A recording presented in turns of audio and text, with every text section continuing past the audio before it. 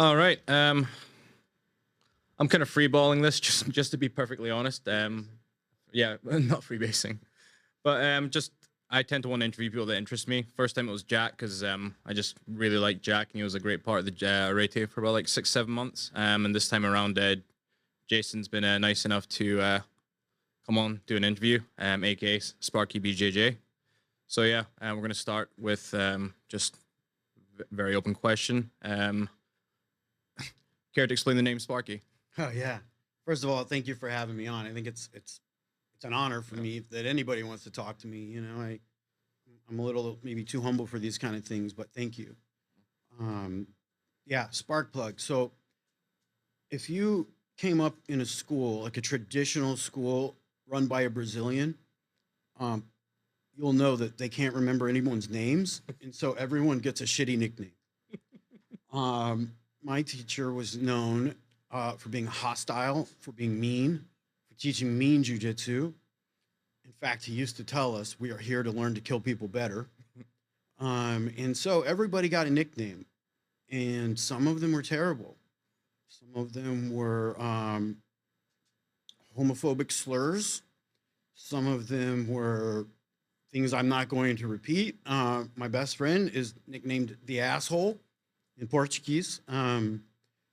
So I rolled with my teacher the first time, and I just squeezed him as hard as I could for about 2 minutes, and then I gassed out. And he said, "God damn, you're a fucking spark plug." And that was it. And then he started calling me Sparkplug, and then he started calling me Sparky. And you're in no position to say no, but looking around at the nicknames that everyone else had that were terrible, I was very, very happy to be called Sparkplug. It was probably the nicest thing he's ever said about any of us. Yeah. So how did you get started in training jiu-jitsu? I wrestled when I was a kid. I started wrestling when I was very, very young. Maybe, gosh, early grade school, 5, 6, 7 years old. Started going to like wrestling camps. Wrestled all the way through like partially through high school. I was never a great wrestler, but you know, I'm pretty old. I come from the generation, you know, before the UFC. And back then, everybody thought the karate guys were the tough guys. You know, like those were the guys that could fight. You know, this guy knows kung fu, and I always knew that you know, that if you put a wrestler against somebody like that, the wrestler would maul them. A lot of people didn't have that realization at that time. And I saw UFC 1. I saw UFC 1, Royce Gracie, and I saw jiu-jitsu for the first time. And I thought, my God, that's like an extension of wrestling to me. A wrestling, you take people down, you control them, but there's no finish. Yeah. What are you going to do? Pin somebody on the street? You take them down, you control them. Okay, cool. What next? What next? Jiu-jitsu always seemed like the next step for me. You take them down, you control them, and now we do murder. That's how I like to think about it, you know? Yeah. Okay. So that was it. I mean, I had a wrestling background. I kind of had a vision that jiu-jitsu was an expansion of wrestling. Yeah. And so that's what made me want to start. So the first gym you walked into was So I get all excited, you know. So I this has been like several years out of high school, and I had moved to Denver, and I thought, man, there's these like grappling gym here. I'm gonna give it a try. It was exactly what people used to think about when they thought about douchebag gyms.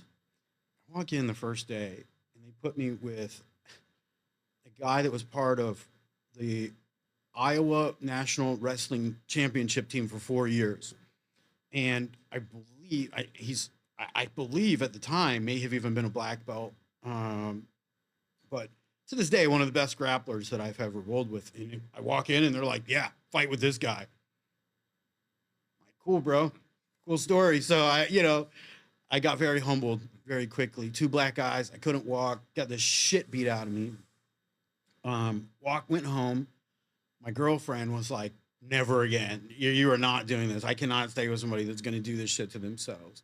But I knew that that's not what it was meant to be like either, you know? So yeah, I think I lasted a couple days there, and that was it. I kind of gave it up. And it was a couple years later, 2 or 3 years later, 2004, maybe, I started, hearing about a Brazilian that had moved to Denver, and it wasn't far away from my house, 10 or 15 minutes. And so, I called him up and I went to meet him, and I knew the minute that I walked in that was the place for me. And since I met Mauricio, I was there 6 days a week, sometimes 7 days a week, sometimes twice a day, for the better part of 10 years. That's awesome. So why did Mauricio Zingano end up coming up to Colorado? Just searching for a job, or did someone offer him over? Or yeah, so Mauricio is an interesting person in his own right. I mean, he came up with Hoist and Helio and was one of their sidekicks. You can actually see him in the old Gracie Challenge videos. They would put ads in the newspaper and say, like, $5,000 on the table. Anybody can come in and beat my jiu-jitsu fighter. And oftentimes it was Mauricio. He was very hostile, very aggressive. In fact, Elio Gracie told him that he was put on this earth by God to collect bad karma. And so, yeah, he was a little bit of a lunatic in a good and a bad way. But so anyway, he ended up, training with Hickson, and one of Hickson's black belts, Kaiki, got his black belt. And, this is what the Gracies do. They like to move people to different places to build the community. And there was one of his friends lived in Denver. And so he said, hey, there's a big market here. There's a lot of people with a lot of money, a lot of athletic people come here, give it a try. So moved to Colorado. He started a gym in like a Taekwondo school, like renting mat space, and very quickly built a massive warehouse within like a year that at the time had, MMA cage, ring, the IBJJF, the blue and yellow mats that he bought the exact same mats and filled out a whole warehouse full of them. And this is like mid 2000s. He's way, way ahead of his time. Yeah. Wow. He sounds like quite a fiery guy, but but you said he was very business savvy as well, right? Yeah. There's three things, right? You can be good at jiu-jitsu, you can be good at business, or you can be good at teaching jiu-jitsu. You have some people that are phenomenal jiu-jitsu athletes and competitors, and they can't teach for shit. You have other people that are great businessmen and suck at jiu-jitsu. There's like if you want to have a successful jiu-jitsu business, there's three things that you need. Most Brazilians, sorry for the the stereotype, they don't really care about business. A lot, even my professor now, Bruno, where he comes from, it's something they do for people for free. He would teach for free for the rest of his life. They don't associate money with it. Mauricio was very different, very ahead of his time, and was one of the only people to this day that I could say was an expert in all three of those things.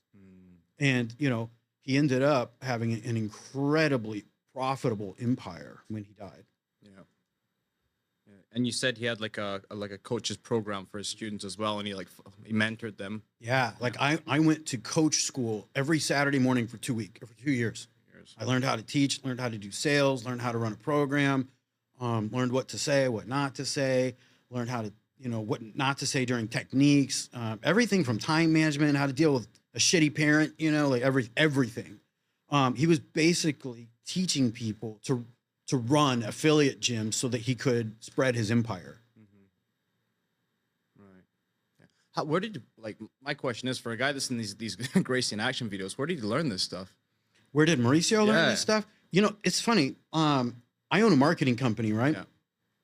He figured that out very quickly. I mean, I have a background in marketing, digital marketing. I was a software engineer, things like that.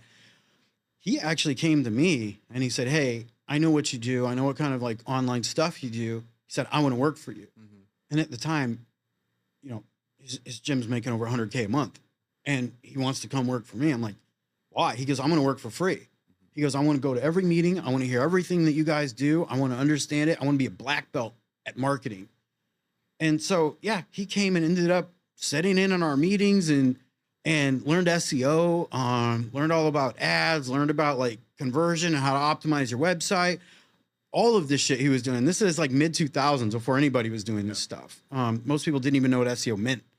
2008, 2009, around that era. It's before Google even had an anti-spam team. So he was brilliant. But yeah, he was self-taught, and the only Brazilian I've ever met that was never late. not 1 minute, not one single Wow. time ever.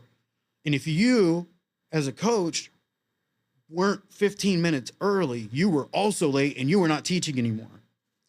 See, I want to set that standard at the gym as well, because like couple of the coaches that come in, they usually come in 5 minutes before. Like for example, Jack's in there like an hour or two earlier, Yeah. watching video and what he's going to teach, Yep. and just like, well, it comes from like him being really passionate, number one, and for me, like I come from, well, I'm Japanese, mixed, but that standard comes from me as well. At least at the bare minimum, you should be there at least 15 minutes early to prep, Yeah. to get ready and set up the class properly, right? Yeah. And then when I see like other coaches coming in like right before class, running in when all the kids are running around before class, or all the students running before class, it does kind of grind my gears a little bit. To be Not honest. acceptable. Yeah. I need to set that standard.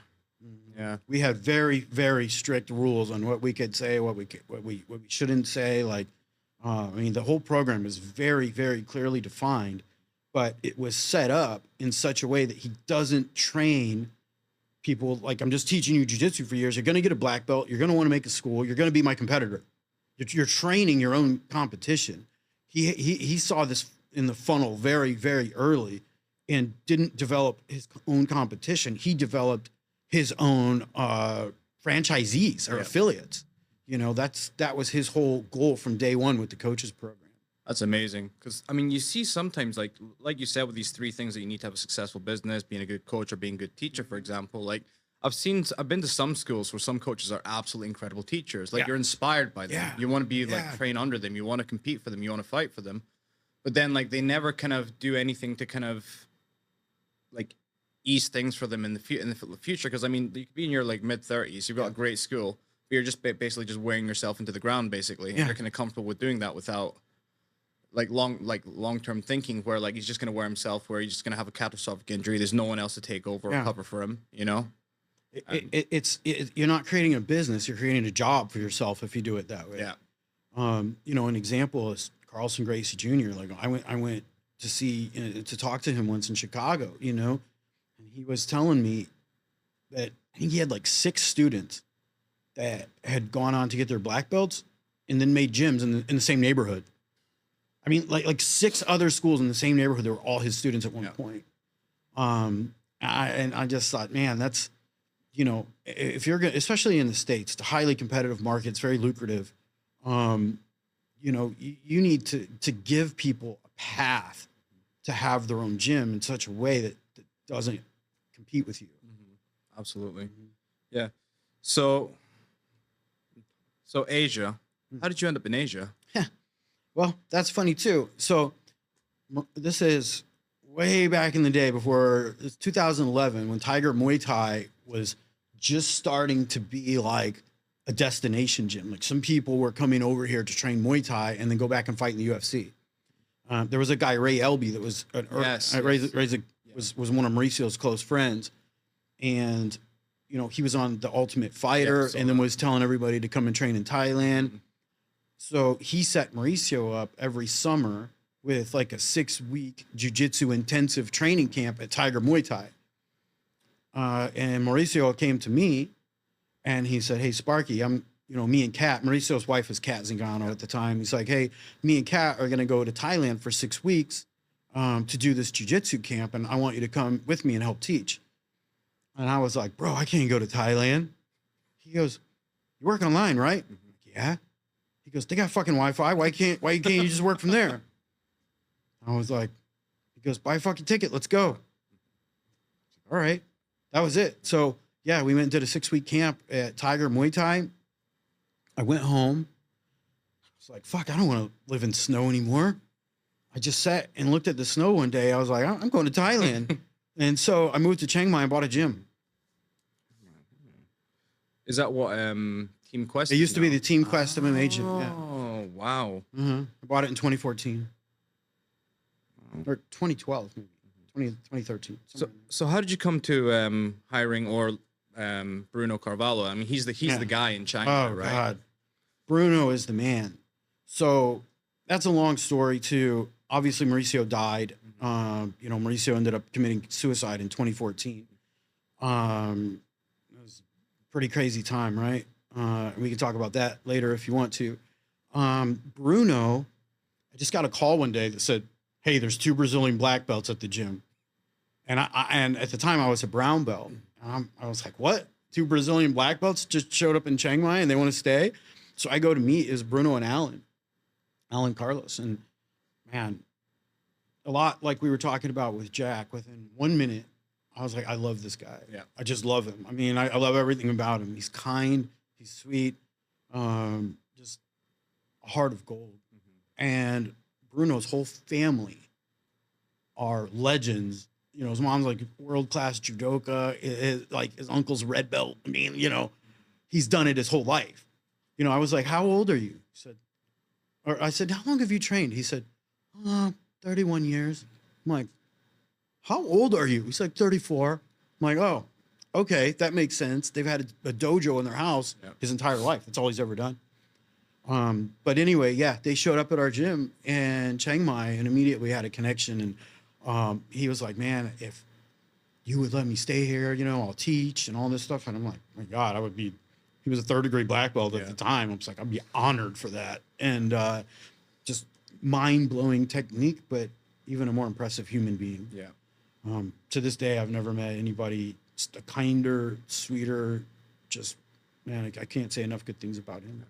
So you basically, well, you're one of the people that pioneered jiu-jitsu in Chiang Mai then, I guess.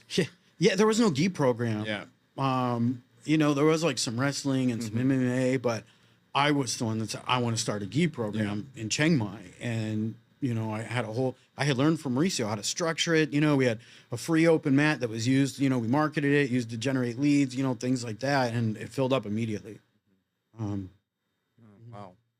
Yeah, because now, correct me if I'm wrong, there's no more Team Quest up in Chiang Mai, right? You know, I sold it. You know, I sold the gym and moved on. And I don't really know the story of what happened, but I believe during COVID, it closed permanently. It's a shame. Yeah. But it's interesting now because quite a lot of the students from Team Quest, now they have their own little gyms all dotted around Chiang Mai. I went up a couple of months ago, visited Pure Grappling, which is run by another guy. But well, that guy used to train at Team Quest too. Oh, did he? Okay, right. But the gym I was most impressed. Well, I only visited 2 to be honest. But the one that I really enjoyed out of the 2 was Gato with Bank. He was my student his first day in jiu-jitsu. Yeah. He's a really cool guy. He's a really he's got really good guy. students. I've got a Burmese student that I used to train when I was back living in Myanmar, and he's training under him as well. And he doesn't charge him.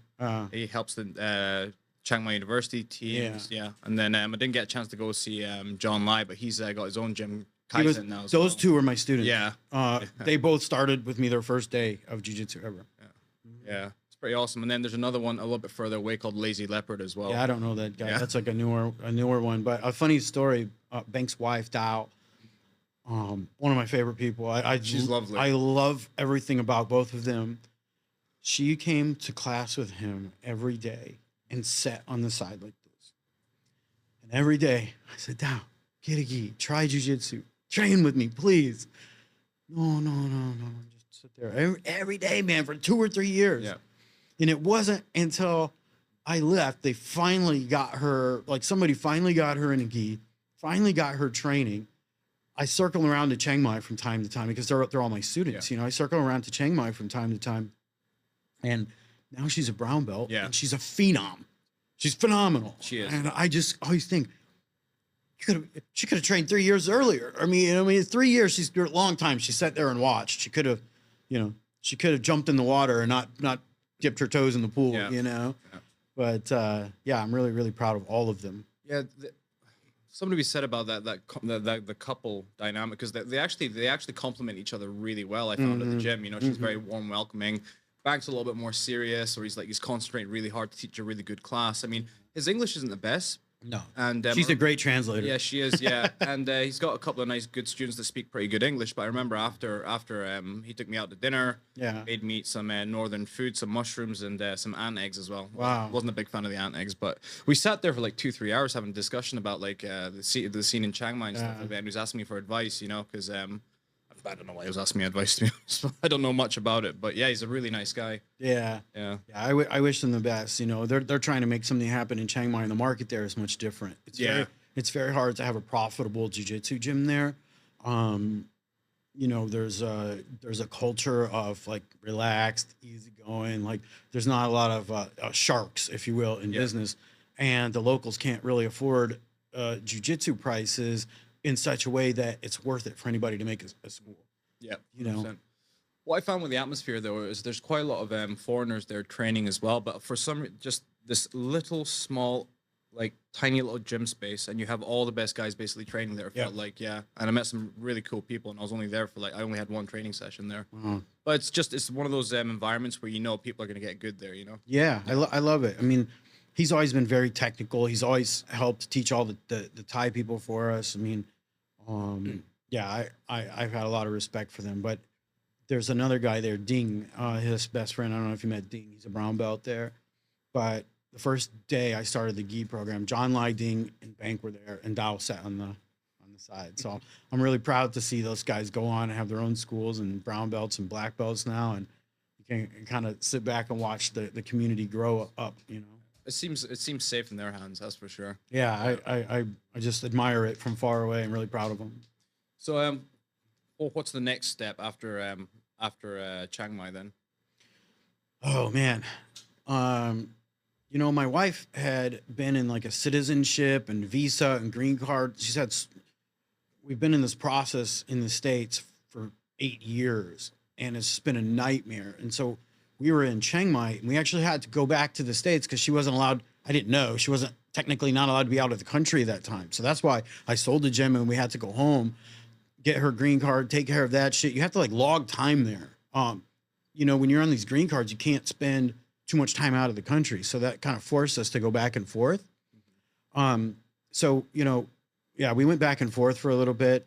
And then I decided, you know, her sister, my wife's sister, lives south of Pattaya in Hoi Ai.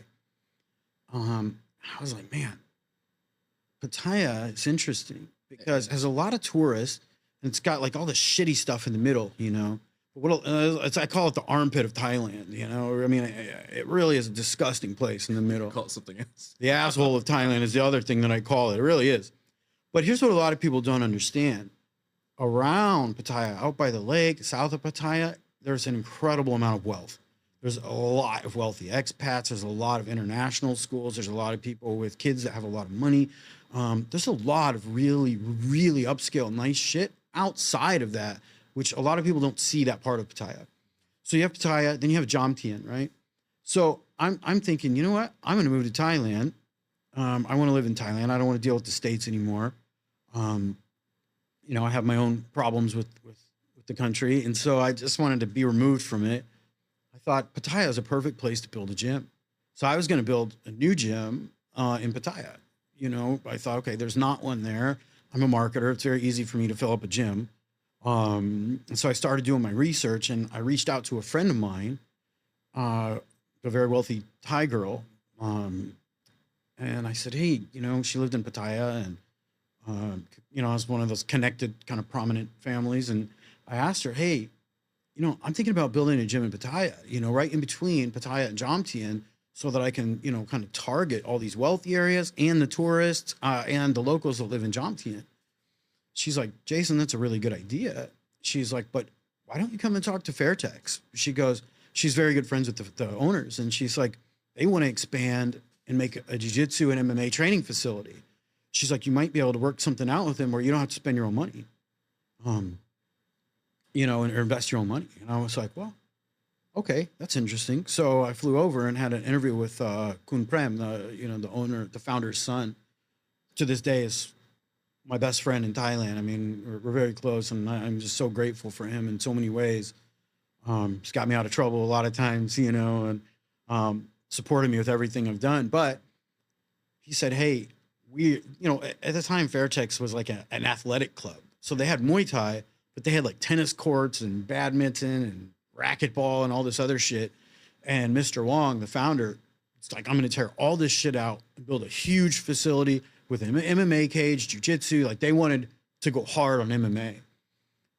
So yeah, they hired me, made a deal with me, hired me. And then I helped them design the facility, design a sponsorship program for fighters. I reached out to all the fighters and like created a team. We hired, you know, I was teaching jiu-jitsu and MMA, but we hired like coaches. We had like nutritionists. We had like meal plans. I did all their contracts for all the pro fighters. We had like a matchmaker that we hired like for business, like to help get them fights and things like that. We developed the whole MMA program there. Wow. Yeah. So then, yeah, that was the next step. Yeah. So, but you were there how many years? Was it 3 or 4 years? Yeah. And then what made you decide to move on? That's a long story too. I don't want to get into it too much, but they were struggling a little bit right before COVID. Right. They had some problems with their hotels and things like that, and so yeah, they actually let me go. They frankly couldn't afford me. They let me go, and it was right. It was funny because it's my wife. At the time, you're a little bit butthurt. Yeah, you know? you would be. But I also knew that I had a lot of ideas and dreams for that place that would never be realized. They didn't share the same dream, the same vision path as I did, and I would have sat there giving it my all and going nowhere. And so my wife is like, you know what, this is the best thing that's ever happened to you. I didn't need the job. It was like a volunteer. I looked at it as a volunteer opportunity because I wanted to help grow the community and I wanted to help them. So funny enough, about that time is when I started my other business. I all of a sudden had a lot of time, made a business partner, started another business online, went home to visit for Christmas, and then COVID happened. So I could never come back. Yeah. So we ended up getting stuck in the States for 2.5 years during COVID. And during that time, I built an empire of a business. And we had a 7-figure exit in 2021 and we sold the whole thing. You know, so it ended up being the best thing that happened to me. During COVID, I built a business that boomed and then I sold it. So it put me in a really, really good spot. Yeah, I moved to Austin, Texas, and hung out there for a year, just waiting for COVID and waiting for my wife's green citizenship. Trained, you know, a little bit at the Fight Factory with the Tackett brothers and Cody Steele, and was at the B team for a minute, and went to Gordon Ryan and Danaher's classes. And did you check out Roca? How was it? Man, I went to all of those places. Yeah. It's very interesting. So Sanji Ribeiro opens up a school across the street from me. I cannot wait for it to open. Literally, I can see it from my apartment. And they send me the price list. It was like $500 a month. It's like 6 blades, right? Yeah. Yeah. I was like, okay, nothing but respect for you, but go fuck yourself, frankly. I mean, who's going to be in your gym? What kind of people are going to be your students? Rich people, right? Yeah. Yeah. They're fans. Like, they're not there to get jiu-jitsu. They're fans of Sanji, you know? Like, I don't want to, you know, I have nothing but respect for him, but he had a business partner that sets all that shit up, and I wasn't feeling it. Mm-hmm. Tim Kennedy opened up a school 10 minutes away. Sheepdog Response, right? Yeah. He has his own Gracie Baja school, like right there where that is too. Also, that was in my neighborhood in Austin. I went to the B team and I loved it. They were so fucking cool to me. It was amazing. They were so cool to me. They opened right after I signed a lease. Yeah. So I signed a lease on an apartment and then they opened. It's like a 50-minute drive for me to get there. It was like the opposite corner of Austin. So I ended up not going there just because of the drive. Also, they like to do a lot of wrestling. They start always from standing, and I had a torn meniscus. So I was like, okay, it's tough. Not really a good fit for me. So then Gordon, Ryan, and Danaher have this new wave school that's 15 minutes away from me. They opened that after the B team, and I thought, oh man, what a great opportunity that would be, right? No, that was the worst fucking class I've ever been to in my life. Yeah. So every day, I'll tell you the story. This is what they did. They rented out or had a spot in a Henzo Gracie affiliate school in Austin, and they do a class every day, and they call it New Wave Jiu-Jitsu. That's their new school. You go in there, there's like a $50 mat fee. Okay. Every day it's just full tourists and fans that come in and pay $50 to train with them. It's like a seminar every day. So I go in there, class starts at 10. I'm there at 9:30. You know, I'm always early. I go there at 9:30 and waiting, 10:15, 10:25, 10:40. Danaher, Gary Tonin, and Gordon Ryan walk in, 40 minutes late. All the people are sitting there on the fucking mat like this. It's like looking at each other. I'm already sitting there. I'm already hungry, ready to go home. you know, thinking about tacos and shit and waiting all day for these guys. They come in, they all sit in the lobby and just play on their phones for another 10 or 15 minutes. They walk in, Gordon, Ryan, and Gary Tony go sit in the corner. They don't say hi to one person. They don't shake one hand. Danaher doesn't say shit to anybody. He walks in, grabs somebody, proceeds to start on technique, teaches the coolest shit I've ever seen in my life for 15 minutes. My jaw's on the floor. Like, I can't believe I've never seen this before. Like, obviously the best teacher in the world at jiu-jitsu. I mean, I'm mind blown by what he's showing me. And it's very basic shit. But there's no teacher better than him. I mean, that's a fact, I think. Mind blowing. Like, I am just so in awe of him as a teacher and what the hell he just showed me. 15, 20 minutes, maybe 25 minutes technique. And then it's like, okay, roll. Everyone there. So these guys, just so you know, don't train with their own students. Mm-hmm.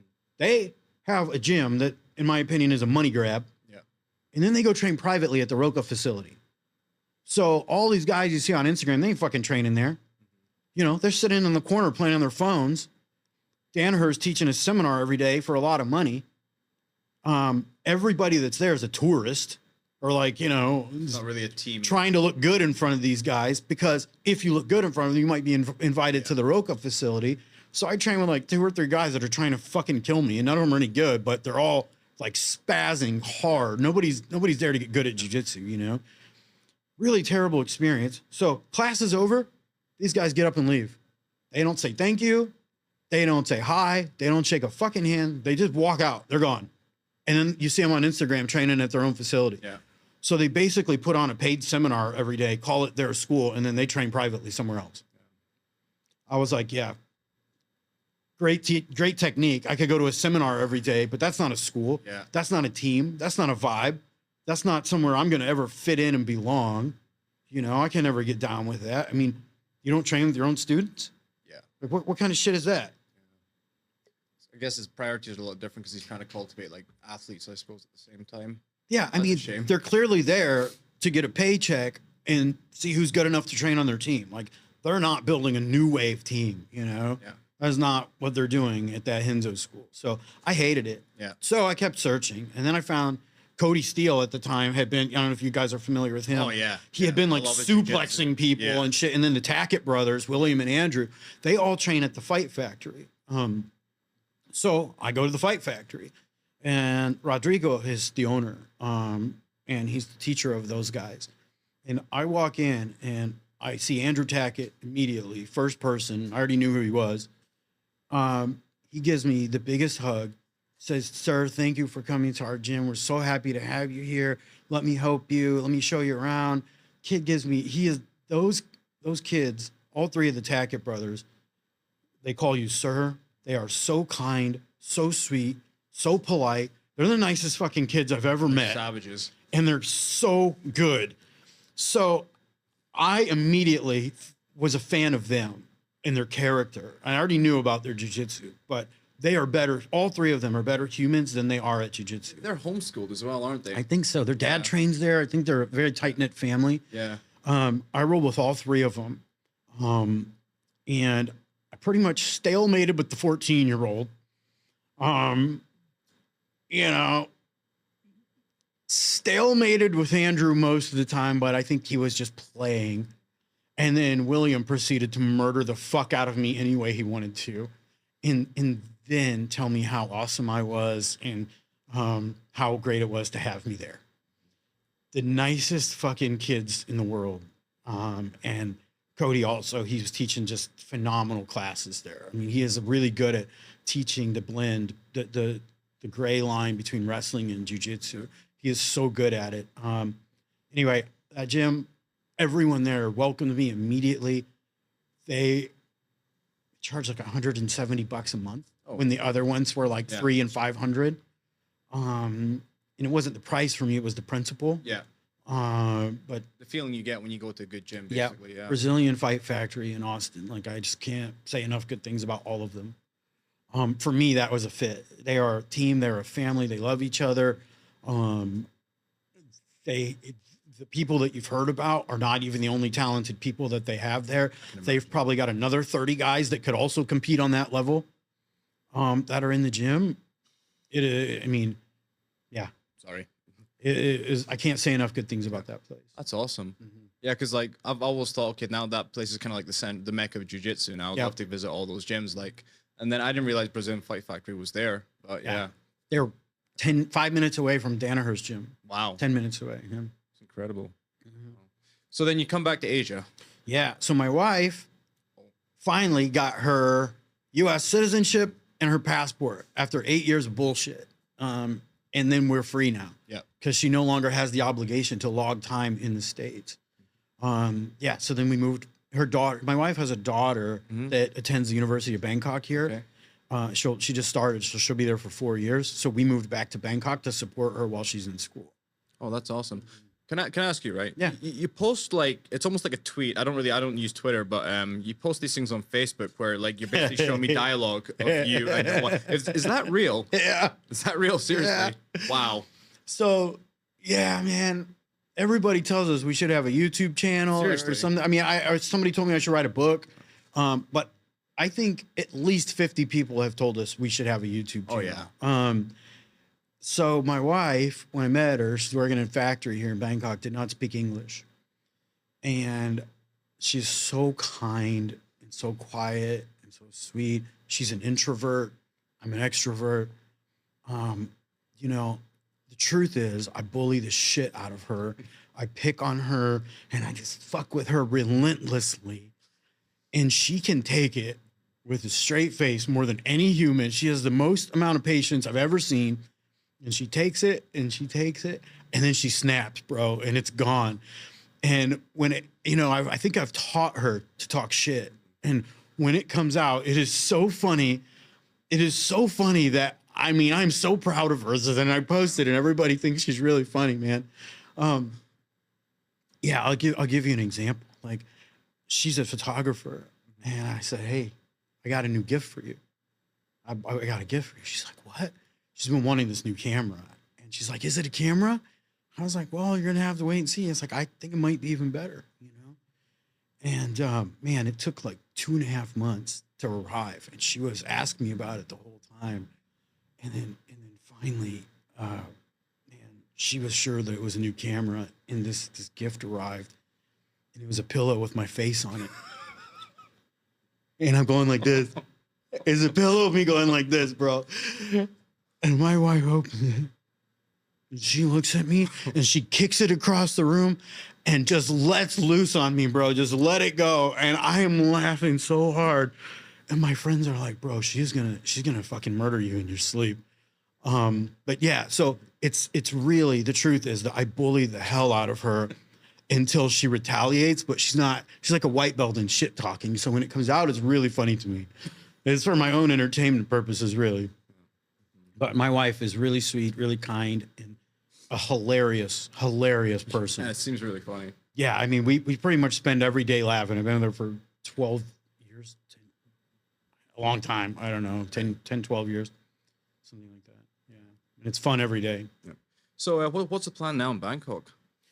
Well, support the daughter. So I was retired, technically, permanently from coaching MMA fighters. That's the worst fucking thing I've ever done in my life. Can imagine. I hate managing fighters. I done all their contracts, managed a lot of them. I was so happy to be out of that business. And I moved here. And then Stamp had a big fight in the States. Mm-hmm. And the one in Colorado. Yeah. And they said, hey, Jason, like, she doesn't have a good coach at the moment. She doesn't have anybody that can travel with her. You're from Denver. You lived in Denver. You trained there. They asked me to go and corner her and set up her training camp. And so I was like, okay. She was my student since day one, right? Yeah, you seem to have a great relationship with her. I taught her her very first day. I knew she was special, you know. I've never seen anyone work as hard as her and not complain. I can't say enough good things about her. She's a great kid. And I would never say no to her. And so they asked me to come back for her. And I said, okay. So I had arranged a whole training camp, travel, like everything, coaches, everything she needed to acclimate to the altitude in Colorado. you know, I was going to do that as a favor, not a favor, but you have a student and they call, you answer. You know, it's a duty that you have as a coach, in my opinion. And then I got hit by a car, so I wasn't able to go. And just like it was my duty to answer her call, I asked Bruno, "Hey, can you go?" And he was opening a new gym. He's traveling with his family. Like, he was not in a position to do that. And he said the same thing as me. It is my duty. You call me, I answer, I will go. And so thank God he was able to go and corner her and coach her and be in her corner for the fight on my behalf. Yeah, so the accident.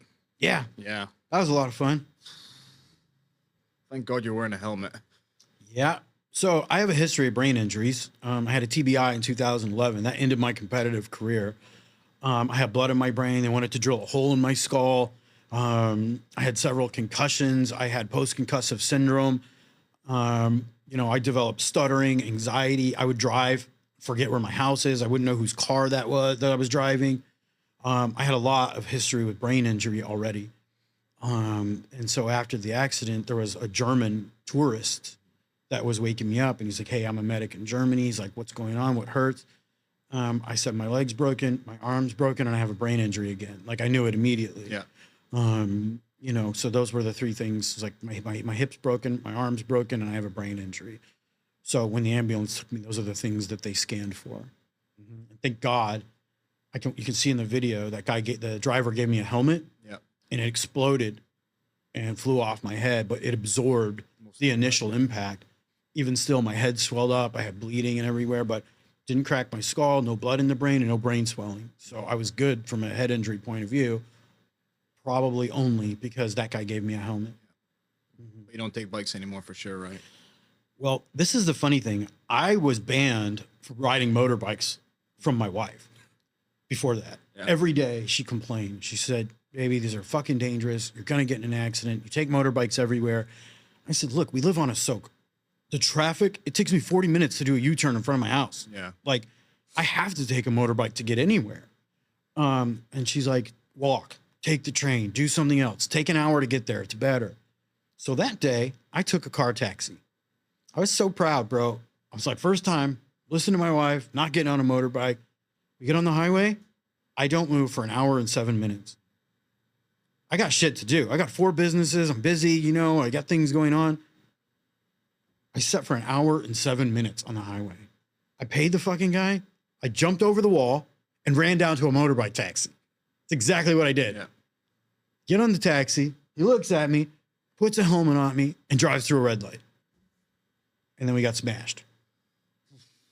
So maybe that is a lesson for me in patience. Yeah, I'd say so, yeah. And listening to my wife. Wow. But yeah, I was so proud. That was my first day taking a car taxi and sitting in traffic. I just couldn't handle it anymore. Yeah. An hour and 7 minutes. I'm late for everything. I hated it. You know, I'm busy. It's like, so jumped on a motorbike and got crushed. It's crazy. So another question I wanted to ask is, how do you find the training environment here in comparison to like the US? It's interesting. Jiu-Jitsu is largely the same everywhere. Like, I trained in Brazil. I trained in the States. I trained all over. I trained in a lot of countries, right? Jiu-Jitsu is the fucking same everywhere. A blue belt's a blue belt. And, you know, when you go to Brazil, it's not like they're better. A blue belt's still a blue belt. The only difference is it's more mature. So when you go to class, there's 15 black belts. You know, it's just been there longer. That's it. So there's more people that are advanced, but they still got white belts, blue belts, purple belts, and they're the same as anywhere else in the world. So it's largely the same here. But what I do notice, and this isn't necessarily Thailand, I think this is as jiu-jitsu expands, people create these fucking affiliate schools all over the place. Like, you have a lot of people running schools that did not come up through a school that was run in a traditional Brazilian style. And so, you know, there's a lot of traditions. There's a lot of, I don't know, just etiquette. There's a lot of things when you learn from a traditional Brazilian, that is a Brazilian jiu-jitsu school. And you notice when people are learning remotely. Like there were these guys in Colorado. Hoist Gracie would come once a year and promote them.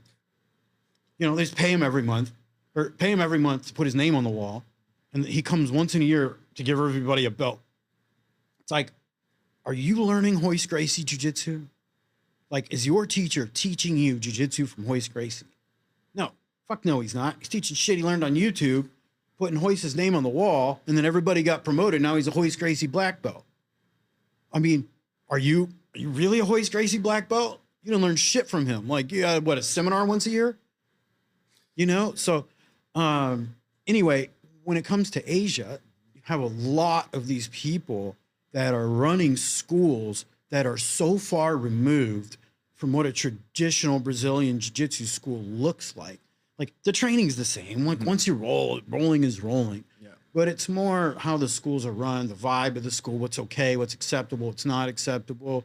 You know, those little unwritten rules of the mat. Like a lot of those things are lost. You know, a lot of the fundamentals are lost, 100%. in my opinion. So the farther that jiu-jitsu becomes removed from those traditional Brazilian schools, the more different it looks. And it's not always bad. Yeah. But it's no different than eating Thai food in America. You know, it looks kind of the same. Mm-hmm. On the surface, it's the same. It might be tasty, but it's not the same as eating food in Thailand. It's never the same, you know? Yeah. So that is my feeling in general. Like you can go to 10 different schools over here. I mean, I you know, I won't even talk about it specifically, but you know, you got people that are getting black belts and then giving other people black belts. That's a little bit weird. It's not how it fucking works, bro. No, it's not at all. And so there's just like a lot of rules that have been totally shit on the farther you get away from these traditional Brazilian schools. And the Brazilians are like, cool, pay me every month and I'll come there and promote you once a year. They're getting some money. They have an association. They have an affiliation. But they're not doing a good job in controlling their students and the way their students are running their schools, in my opinion. Yeah, that is an issue. Yeah. You know, for an example, I just gave my first black belt. But, you know, you got to be a second-degree black belt to give your black belt, right? Oh, right, okay. So Bruno promoted me to a second-degree black belt. I've been a black belt for 6 years. And I had a student wait for 8 fucking years as a brown belt until I could promote him. So he waited 8 years as a brown belt until I could give him his black belt. That means something to me. Yeah. That's special to me. That's important to me. You don't get to get a black belt and then start handing them out. You know, you're diluting the fuck out of jiu-jitsu and what it means. So yeah, that is my opinion, is that a lot of the satellite schools over here have been so far removed from what the traditions of jiu-jitsu are that in some ways they're shitting on it. Yeah. Yeah, you do kind of see that almost like well, for us talking about it, how like certain schools just by attendance you get a black belt. Yeah. Yeah. That's not how it works, bro. No, that's not. Yeah, you know, so I don't know. I feel really honored to be a black belt under Bruno and his style and his beliefs and his jiu-jitsu. You know, after Mauricio died, he took me on, you know, and that was a big honor for me. And I take it very seriously, you know. I mean, I represent him. I represent Mauricio, and anybody who I give a black belt to needs to represent those same things. Mm-hmm. Mm-hmm. Yep. So tell me a little bit about Mauricio. Yeah. So there's an interesting story, man. I won't tell you his dirt, but suicide's a crazy thing. People have a lot of, in my opinion, selfish beliefs about it. They think that it, you know, just for those that don't know, my teacher committed suicide in 2014. He hung himself with his black belt. That wasn't the end of it. His nephew hung himself with one of his other black belts, his 14-year-old nephew. After that, there was 1 or 2 more suicides that cascaded after that from students and in our little jiu-jitsu family. It was devastating, bro. Devastating. I personally have 30 messages saved on my phone. I'm going to do it today. This is it. And, you know, over the years, everyone may have heard that at some point. And a lot of times you think it's not going to happen. And, you know, come to find out, he had been sending the same message to a group of 4 of us. and he wasn't telling me the whole story. He wasn't telling this guy the whole story or this guy. And after we all talked, we put it together and we're like, holy shit. When you put, he was asking, the way he was asking for help from all of us, like we all got a piece of it. And so it never felt like the whole thing, if that makes sense. Yeah. But yeah, he had some demons that he was, you know, things that he was dealing with. You know, I won't air his dirt, but what I will say is this: it was never going to get better for him, and it would be selfish for me to say, I want you to stay here and suffer for the rest of your fucking life so that I don't deal with some trauma. And so a lot of people are mad at him and disappointed that he did that. And I can't believe you did this to me. That kind of fucking attitude. To me, I think it's selfish to expect someone to sit here for 30 more years and suffer. What he was dealing with, in my opinion, was never going to go away, was never going to get better. It was some dark shit. And so what I will say is, I don't want to say I was happy for him, but I was relieved for him that he's not going to deal with that anymore. The personal part of that, of course, my best friend, suicide, your teacher, like all these other people are committing suicide. After that, there was a big scare that other people were going to do it and they didn't, thank God. It was a dark thing, man. You know, he actually told me I had a ticket to go see him the week after he killed himself to get my black belt. I was a brown belt. I'd been a brown belt for years. It was time for me to get a black belt. I was going to see him to get promoted, and he fucking killed himself the week before I got there. You know, so it changed the whole thing. My wife had one of those 30-day visas, so we had to get married quick at the courthouse to go to his funeral, all of this shit. I wasn't able to have a wedding. Went to his, you know, his services and all of that. You know, when it's all said and done, like, I understand him. I mean, I was surprised when I got the call, but I wasn't surprised. And I wasn't even mad. Yeah. You know, I was kind of like, yeah, I get it, bro. If that was me, I would have done it too. And not mad at you, you know? So for me, he ended his own suffering that was probably never going to go away. But on a personal note, I'm sitting here thinking, fuck. Okay, now that dust settles, and it's a selfish thing to say, but I'm like, am I going to be a brown belt forever? You know what I mean? What do you do? What do you do without a teacher? Everybody's got a fucking teacher. All the Brazilians are always under somebody. You always got a teacher. What do? I had 4 people offer me a black belt, at least 4, and I declined all of them. Some very famous people offered me a black belt, and I said no, because I was not using their jiu-jitsu. I was not teaching their jiu-jitsu. I did not learn their fucking jiu-jitsu. I was not comfortable taking them and their jiu-jitsu and their vibe and their feeling and sharing it with my students. You know, they saw me, because I'm a businessman too. They saw me as a money grab, an affiliate. Hey, this guy can make money in students, and basically I will pay to run ads to spread somebody else's brand. That's how they look at it. And I was a brown belt for many years, 4 or 5 years.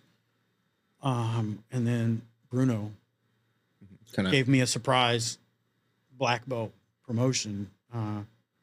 Changed my life, really, and something I'll forever be grateful for. It was a gift. And he was a friend through the whole thing, and was basically like, look, all these other guys are fucking with you. You shouldn't be dealing with this business and this politics and this bullshit. You've been a black belt for a long time. Here it is. No strings attached. Yeah. And so I will never, ever not be grateful for that. Yeah, a similar story with a Japanese guy that used to live in California as well. He trained at 2 different schools, and then I think, I shouldn't say who it is, but basically I think he wanted to get the belt from the first school that he originally trained at for years, but then when he went to this other school, apparently the guy just gave him his black belt and he couldn't say no. And with Japanese people, it's hard for them to say no as well, so I kind of felt... These guys, they try to claim you. Yeah, exactly. They want to claim you. It's weird. It's common. Yeah, it's I've seen it a few times here as well. I'm sure. I politely declined 4. You know, black belts are different, bro. You can get a purple belt at this school, and then you move to a new city, and that guy will give you a brown belt. Cool. Once you get a black belt, that is a forever, for the rest of your life, fucking partnership. And you shouldn't get a black belt from the first guy that wants to offer you one.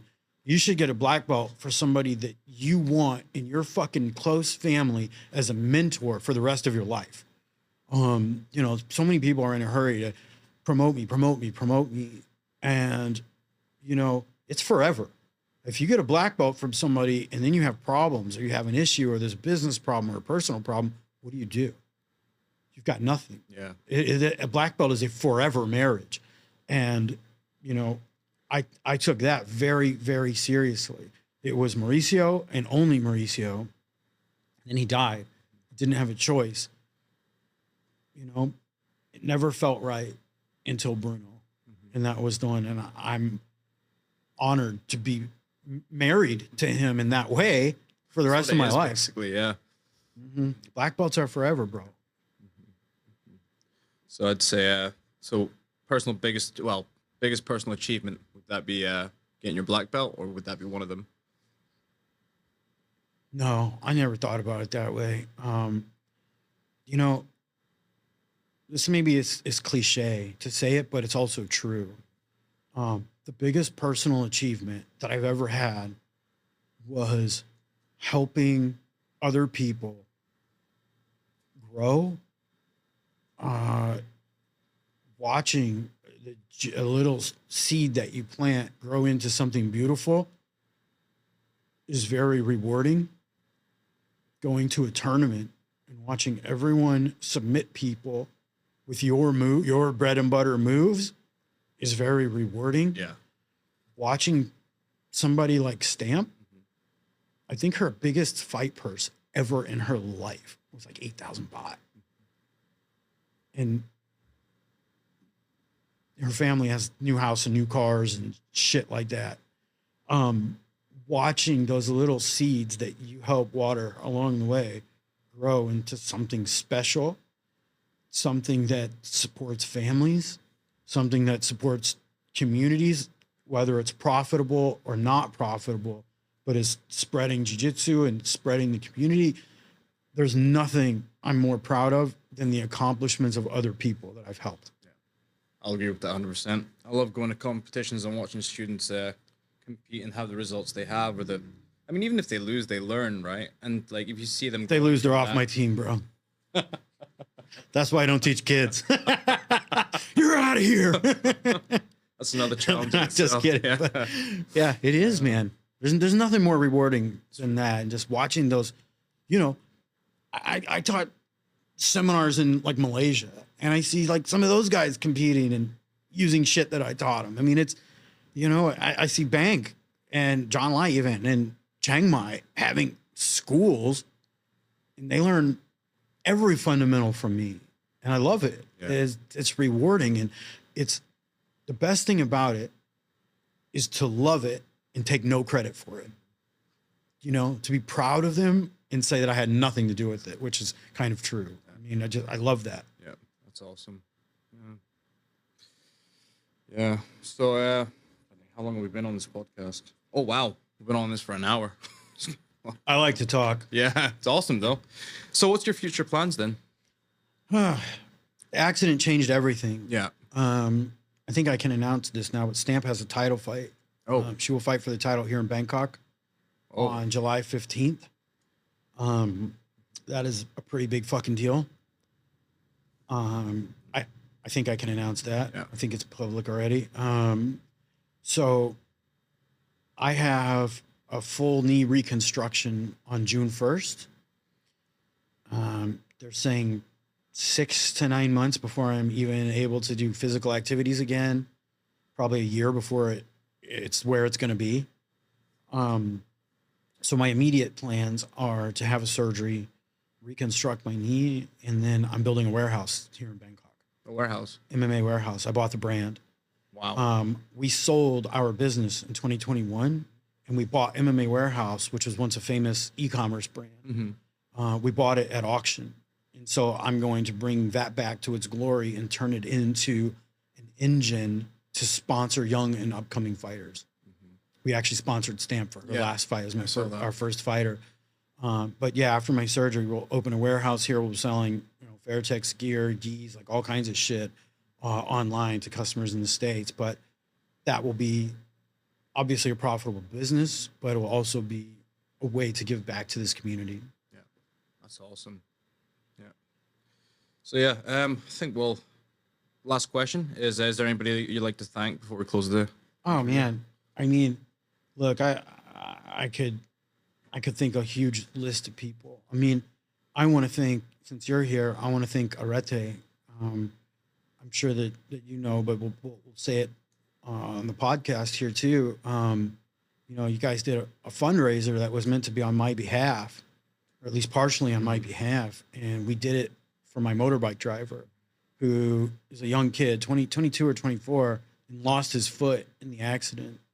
I'm sitting here thinking, I lost a lot, but I got a foot, bro. Like, I got 2 feet. This kid's never going to walk again, not the same. And so I want to thank Arete for doing that on my behalf for somebody else. That I can't tell you how grateful, you know, what that feels like in my heart. Just, it's a lot of kindness from a lot of people. I'm so thankful. Thankful for Bruno for stepping in and obviously doing what he did. I'm still thankful for Mauricio for teaching me the business of jiu-jitsu, how to teach jiu-jitsu, for teaching me how to kill people better. That was always what he said. Like, you know, he's like, we're not baking cupcakes here. We're learning to kill people better. So that is the mentality I have when I teach. Like, we are learning to hurt people better. A little bit different than some of the other jiu-jitsu. That's also why I don't teach kids. But yeah, I would like to thank all of those people. And awesome. I'm very, very grateful for all of that.